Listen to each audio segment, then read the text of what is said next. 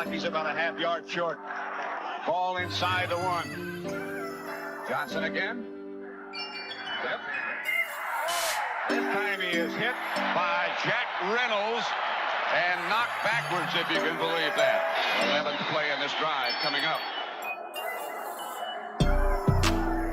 Anderson will look and throw. Alexander does not get in. They get the shotgun, I don't know. The 49ers don't think he made it. Who's on the bottom of that pile? Jack Reynolds again. Number 64. That's a team effort for San Francisco's defense.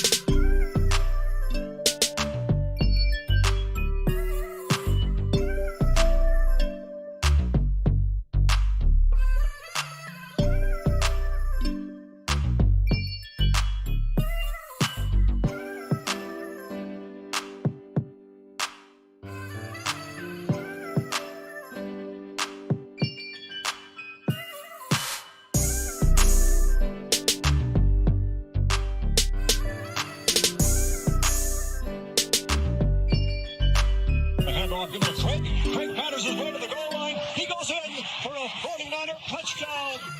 And the 49ers are leaving the Miami Dolphins far to the rear now.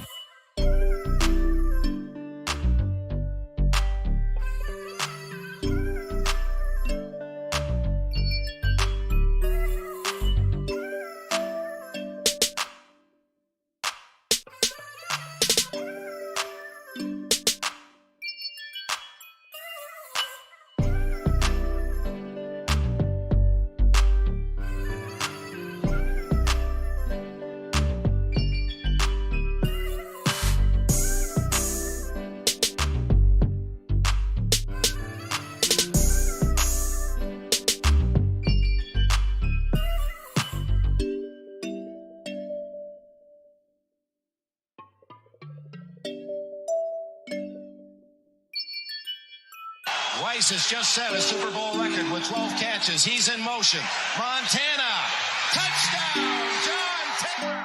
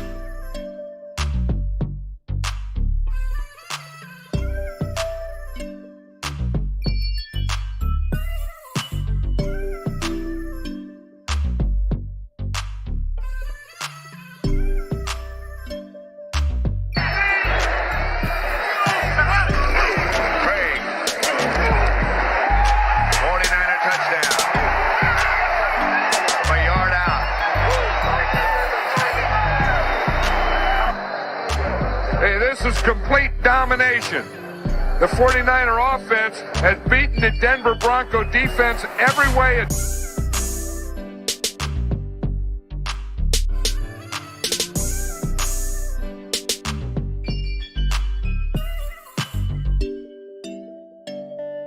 From the 44, they fake it to Floyd. Young to the air, Young to Jerry Rice.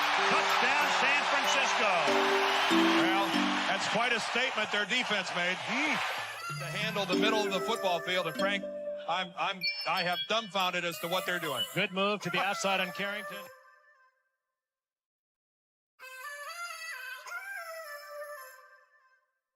Founded and backed by the GOAT himself, Goat Fuel is a great tasting energy drink without the crash. Use our affiliate link below to save 10% on all Goat Fuel energy drinks. Help out the show and save 10% at the official Niner online store by using our affiliate link in the description below. Go to seatgiant.ca to save on all your theater, concert, and sporting event tickets, as well as help out the show. The website again, seatgiant.ca, promo code Niner Faithful Radio. Follow us on social media at Niner Faithful Radio on Facebook, Instagram, Tumblr, and TikTok, and at Niner Faithful R on X. Hello, everybody, and welcome back to 95th Radio's post-game show. I'm your host, Jaymie, and we are here to start the 2025 NFL San Francisco 49ers season with a win over the Seattle Seahawks, 17-13. Very interesting game, to say the least. And yeah, we're going to get right into it. Please, like we showed at the beginning, if you're watching this on the video, we have links to all of our social media pages. Definitely go check those out and see what's up with those if you want to follow us. And we go live for our game day shows on Facebook, YouTube, and X. If you search for any variation of 95th Radio, you should be able to find them, or catch an old stream, and we'll have links and usernames to all of our social media platforms. Alrighty, so 49ers won a tough game up in Seattle. It was 17-13. Crazy thing is the 49ers defense looked solid, honestly. The defense was not the biggest issue as it has been for the last few years. For the most part, like, Robert Saleh has actually done a pretty amazing job because we have a lot of new younger guys on our defense this year, and he had done a pretty good job getting them ready. We have some rookies starting too. Had a rookie recover I think it was a fumble, and stuff in the middle of the game. I think either at the end of the first half of the game. So that was pretty crazy. Fred Warner got hurt at the beginning of the game in like the first quarter. Was out maybe for a couple plays and came back in. So he stayed in the rest of the game and has no other issues right now. And stuff. Ignore my cat. And George Kittle was out with a hamstring issue, which none of us really saw. I believe I did see one kind of glimpse where it was his last play he played, and he came up a little bit limp. So we'll have to monitor that. I believe Kyle Shanahan is going to get an MRI on him and on Juwan Jennings' shoulder, because Juwan went out in the fourth quarter with a shoulder injury. So we do not know how like serious those injuries are, and we won't until we get more information. But it was, the offense looked like how it's been. It's weird. We have a comment here from our friend Kim. We should have won by more than that, but it was a W, so we'll take it. Yeah, we definitely should have won more than that by just the 4 points. But, we did end up winning and ending up stopping them in the fourth quarter from having another comeback. So that is definitely a positive. It's just a weird thing. Brock Purdy threw. I'll read off Brock's. We'll get into some box score stuff. I'll switch to the screen. All right. Now let's talk a little bit about Brock Purdy here. 26 for 35, 277 yards, 2 touchdowns, 2 interceptions. Was pressured quite a bit this game. The offensive line had some plays where they blocked well, other plays they did terribly. and Brock was fighting for his life. But his last touchdown to Jake Tungus in the fourth quarter was really solid, even though like I really thought that ball was intercepted. I still can't kind of believe that Tungus got up there and grabbed it. And it was just like kind of like an up and down game for Purdy this whole game. It was like he had some plays where I'm like I could see it, and his interceptions and some of the decisions he made were just head scratchers. Like throwing into triple coverage. I mean, he honestly played as well as he could without having Kittle, without trying to like overload CMC so much, and stuff too. And Seattle's defense stepped up and was able to stop the run quite a bit for a little bit. So it was an interesting game. Honestly, like they shut out Seattle in the second half. Seattle, I don't think, scored at all, if I can remember correctly. They only got a field goal at the end, the 3 points in the second half. So that's kind of crazy. But overall, like, it was a messy game. Our defense played pretty solid. Then Nick Bosa had a sack and then had, like, the strip fumble recovery, the last play of the game, that he was able to get on and stuff like that. So it was a pretty interesting game for the most part. Like, I don't know how else to really explain it. Just McCaffrey was really good. Don't worry, Kim. Kim said Jake Moody came up short a lot. I will be talking about Jake Moody here in a minute. Just give me a second, because that's just special teams in general too. But it was offensively just weird. Defensively, we're pretty solid, and the special teams was kind of a disaster, and stuff like that. But like, I'm honestly really surprised at how solid our defense was, especially with how many young players there are. I think they played remarkably well. There's some. I mean, like, the penalties sucked. We got quite a few penalties, like I think 8 or 9 penalties, which is just ridiculous. And stuff. And also also I forgot to mention this in the injury front part. Trent Williams was limping a little bit. He came out for a little bit, went back in.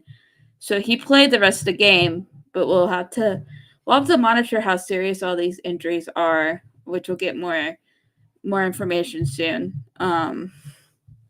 And stuff. Jake Beatty. Missed the first kick field goal, which is I think like in like a 23, 25 yarder. Got blocked the second one, which was like a 30 something yarder. Made his 32, 33 yarder as well. It was, I just don't have words, man. Like, and I'm not the one that like goes and hates on players. That's just not who I am. And stuff, but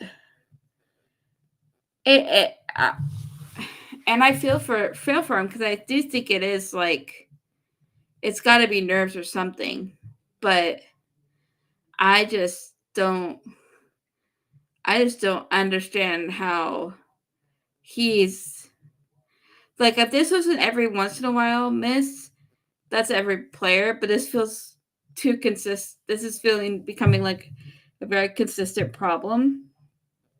So I don't know what Kyle's going to do.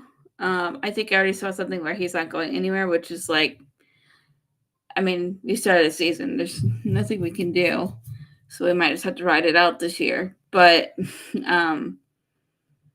yeah, just it's crazy how bad Jake Moody is, to be honest. Like,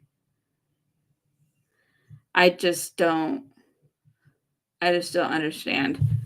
And like with the special teams too in general, like It's a lot of like sloppiness on special teams, which is like that's kind of been their MO the last couple of years, so that hasn't really changed that much either. So there's, it's just it sucks. Yeah. CMC played pretty well. He carried for 22. He had 22 carries, 69 yards. His longest was a 13-yard run. He was better in the reception portion as a receiver. 9 receptions, 73 yards, 8.1 average. Ricky Pearsall had a pretty good game. Would have had a touchdown if Seattle's DB didn't swap it down. 4 receptions, 108 yards. He looked. Him and Purdy definitely have a connection going, and I'm very excited to see how it progresses moving forward, and stuff like that. But man, losing Kittle, losing Dwan definitely could see it affected Brock quite a bit. But Brock's late touchdown to Tongas, who is a local kid from Los Gatos, I think, if I remember correctly, was, let me see if I can find out where he is from. Yeah, Los Gatos, was really solid. So we definitely might have a tight end too, which is really good, especially if Kittle's going to be out for any significant amount of time due to his hamstring injury. So Juice had a couple of receptions too, had some good spots too. So it was just a very tough game. Seattle's defense, especially the defensive line, was really solid and definitely pressured and gave Brock some problems. So, it's the nature of the 49ers. They keep trotting out with the line that they have, and we've really needed to address it, and they do at some points, and some points they don't. So, it is what it is. But, let's talk about any more of the defense.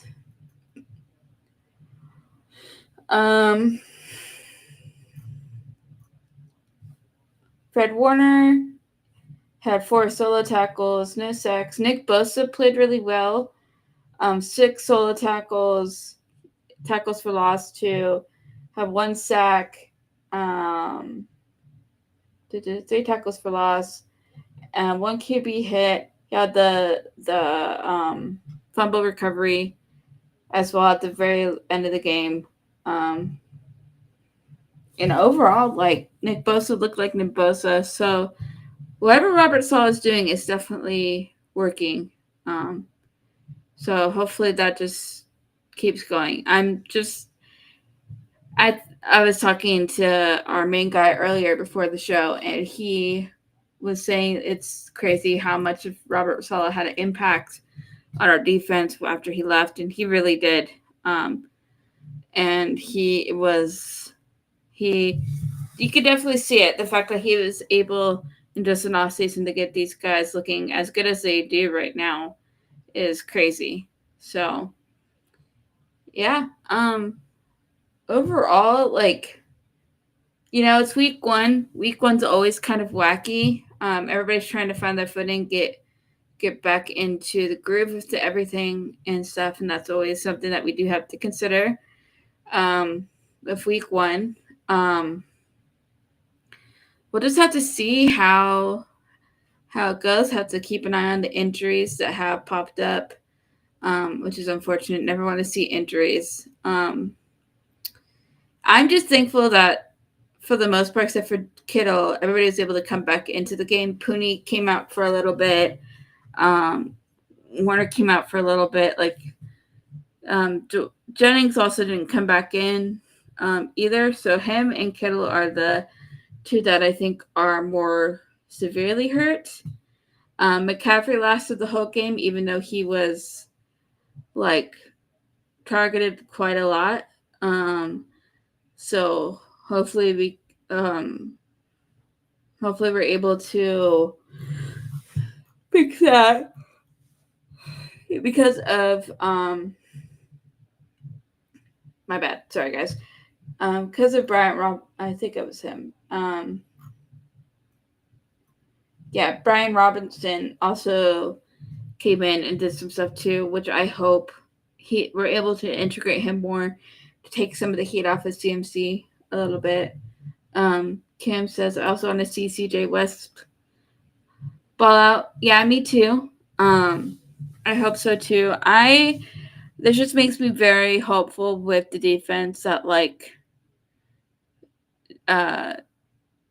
Salah's going to be able to integrate everybody at some point. So I'm just hopefully it's going to work out. I would love to see him bow out too. I mean,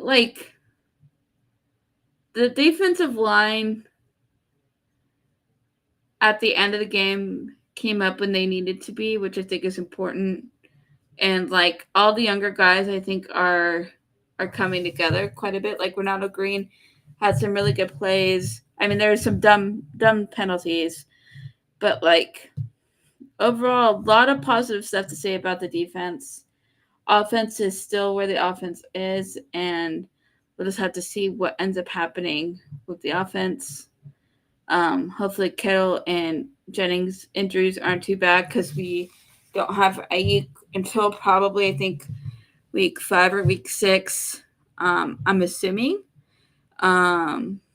So we'll just have to hope. Pearsall looked great, so hopefully Pearsall keeps doing what he's been doing. Obviously Purdy likes Tungus, so maybe he'll get integrated more. So I mean, there's a lot of positives. This is a very interesting game because it's kind of a very uneven, very up and down game. So we'll have to see what ends up happening. And also, it being a division game, those are always wacky and crazy. So yeah.